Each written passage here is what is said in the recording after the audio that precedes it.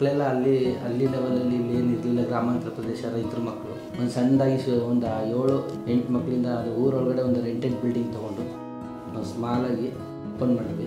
ಅದು ಓಪನ್ ಮಾಡ್ತಾ ಒಂದು 5 ಇಯರ್ಸ್ ತನಕ ನಾವು ಯಾರೂ ಸ್ಕೂಲಿಗೆ ಬಂದರೆ ಒಂದು ಟ್ರಸ್ಟಲ್ಲಿ ನಡೆಸ್ತಾಯಿದ್ವಿ. ಟೀಚರ್ಸ್ ಇದೆಲ್ಲ PUCಗೆ ನಂಜನಗೂಡು ಹೋಗಲೇಬೇಕು. ಆವಾಗ ಇಂಗ್ಲೀಷ್ ಮೀಡಿಯಮ್ಮು ಹೋಗ್ಬೋದಲ್ಲ ಅಂತ ಒಂದು ಖುಷಿ. ಬಸ್ ಹತ್ಕೊಂಡು ಹೋಗಬೇಕಲ್ಲ, 1 ಗಂಟೆಗೆ ಒಂದು ಬಸ್ಸು, 1.5 ಗಂಟೆಗೆ ಒಂದು ಬಸ್ಸು. ಆ ಬಸ್ ಹತ್ತೋದೇ ಸಾಧನೆ, ಸೀಟ್ ಹಿಡಿಯೋದಲ್ಲ, ಬಸ್ ಹತ್ಬಿಟ್ರೆ ಸಾಧನೆ. ಆ ಥರ ಇತ್ತು. ತುಂಬ ಕಷ್ಟದಲ್ಲಿ ನಂಜನಗೂಡು ಹೋಗ್ತಾಯಿದ್ವಿ, ಮೈಸೂರು ಹೋಗ್ತಾಯಿದ್ವಿ. ಅಲ್ಲಿಂದ 1:15ಗೆ ಕಾಲೇಜ್ ಮುಗಿಸಿ ಸಂಜೆ 6 ಗಂಟೆಗೆ ಬಸ್ ಹಿಡಿದಿದ್ದು ಉಂಟು ಮೈಸೂರಲ್ಲಿ. ಅಷ್ಟು ಸಮಸ್ಯೆ ಇತ್ತು ಆ ಕಾಲದಲ್ಲಿ. ಸರಿ, ಎಲ್ಲ ಆದಮೇಲೆ ನಮಗೆ ಎಜುಕೇಷನ್ ಎಲ್ಲ ಮುಗಿದ್ಮೇಲೆ ನಮಗಾದ ಕಷ್ಟ ಬೇರೆ ಮಕ್ಕಳಿಗೆ ಬೇಡ, ಯಾಕೆ ನಾವು ಶಾಲೆ ಪ್ರಾರಂಭ ಮಾಡಬಾರ್ದು ಅಂತ ಶರ್ಮ ಅಂದ್ಕೊಂಡಿದ್ದು ನಿಜ. ಒಂದು 1140 ಮಕ್ಕಳಾದರೆ 2019ಕ್ಕೆ ಹಿಂಗೆಲ್ಲ ಮೇಡಮ್ ಫಾರ್ಮರ್ಸ್ ಮಕ್ಕಳನ್ನೇ ಬರೋದು, ಎಲ್ಲರೂ ಅವರೇ.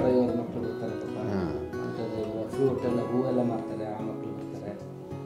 ಆಮೇಲೆ ರೈತರ ಮಕ್ಕಳು ಜಾಸ್ತಿ. ಉದ್ದೇಶ ಅದೇ ಮೇಡಮ್, ಮಕ್ಕಳಿಗೆ ಶಿಕ್ಷಣ ಕೊಡಬೇಕು.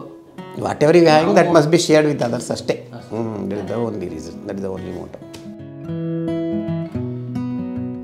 ಬಂದಾಗ ವರ್ತನ ಆ ಬಿಲ್ಡಿಂಗಲ್ಲಿ ಇದ್ವಿ ನಾವು. ಅಲ್ಲಿ ನಡೀತಾ ಇರಬೇಕಾದ್ರೆ ಹಿಂಗೆ ನಿಮ್ಮ ಟೀಮ್ ಬಂತು, ಇದೇ ಥರ ಟೀಮ್ ಬಂದು ಮೀಟ್ ಮಾಡಿ ಈ ಥರ ನಾವು ಲೋನ್ ಮಾಡ್ತೀವಿ ಅಂತೇಳಿ ಅಪ್ರೋಚ್ ಮಾಡಿ ಎಲ್ಲ ಮಾಡಿದಾಗ ಎಲ್ಲ ಬಂದು ಸರ್ವೆ ಮಾಡಿ ಸೈಟು ಇದೆಲ್ಲ ನೋಡಿ ಡಾಕ್ಯುಮೆಂಟ್ ಎಲ್ಲ ಕಲೆಕ್ಟ್ ಮಾಡ್ಕೊಂಡು ಹೋದ್ರು.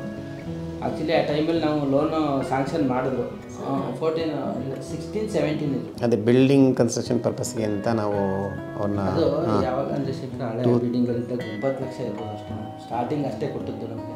ಅದೇ ನಾವು ಆ ಟೈಮಲ್ಲಿ ತುಂಬ ಹೆಲ್ಪ್ ಆಯಿತು ಮೇಡಮ್, ಹೆಲ್ಪ್ ಆಯಿತು, ಇದೆಲ್ಲ ಆಯಿತು. ತುಂಬ ಅವರು ಸಪೋರ್ಟ್ ಮಾಡಿದ್ರು ಬಂದು ನಮಗೆ. ಮೇಡಮ್ ವರ್ಕ್ ಶೀಟ್ಸು ಬಂತು ಒಂದ್ಸಲ, ಬಂದು ಲಾಕ್ಡೌನ್ ಟೈಮಲ್ಲಿ ಬಂದರು, ಎಲ್ಲ ರೆಡಿ ಮಾಡ್ತೀನಿ ಅಂತೇಳಿ ಬಂದು ಎಲ್ಲ ವರ್ಕ್ ಶೀಟ್ಸ್ ಎಲ್ಲ ಮಾಡಿ ರೆಡಿ ಮಾಡಿದ್ರೆ ಆಮೇಲೆ ನಾವೇ ಮಾಡಿಸ್ತೀವಿ ಮಕ್ಕಳಿಗೆ, ಅದನ್ನೇ ಬಿಟ್ಟಿಲ್ಲ. ವಿ ಆರ್ ಫ್ರೆಂಡ್ಲಿ ವಿತ್ ವರ್ತನ. ಅಪ್ಗ್ರೇಡ್ ಮಾಡೋಣ ಅಂತ, PU ಕಾಲೇಜ್ ಮಾಡೋಣ, ಆಮೇಲೆ ಡಿಗ್ರಿ ಕಾಲೇಜ್ ಮಾಡೋಣ ಇದ್ದಿದ್ದೆ ಆಸೆ.